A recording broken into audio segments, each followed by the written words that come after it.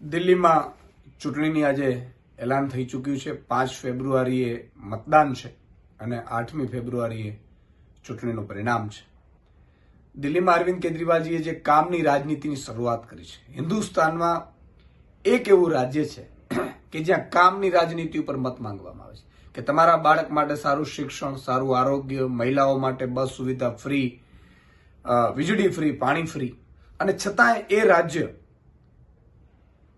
પ્રોફિટમાં ચાલે છે। એ રાજ્ય ઉપર કોઈ વધારાનું દેવું નથી, દેવાના ડુંગર નીચે દબાઈ નથી ગયું। એક એવું હિન્દુસ્તાનનું રાજ્ય જે અરવિંદ કેજરીવાલજીની અગુવાઈમાં છેલ્લા 10 વર્ષથી ઉપરથી એ ચાલી રહ્યું છે અને એ પ્રોફિટમાં ચાલી રહ્યું છે, આટલી બધી સેવાઓ આપવા છતાં। ત્યારે કામની રાજનીતિ છે। બીજી બાજુ ભાજપની લૂંટની રાજનીતિ।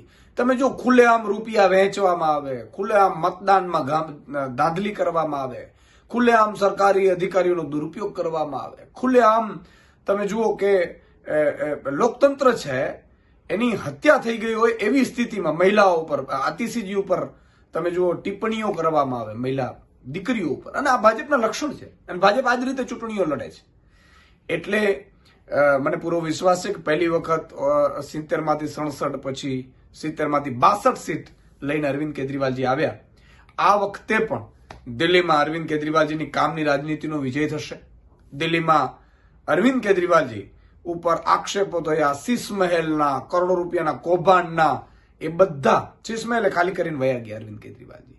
શીશ મહેલ હતું જ નહીં તો મુખ્યમંત્રી આવાસ સાથે સાથે એ શીશ મહેલ ની વાત કરનારા પોતે તો પ્રધાનમંત્રી આવાસ 2700 કરોડ રૂપિયાનો છે, પણ ઠીક છે, એમાં નથી પડવું।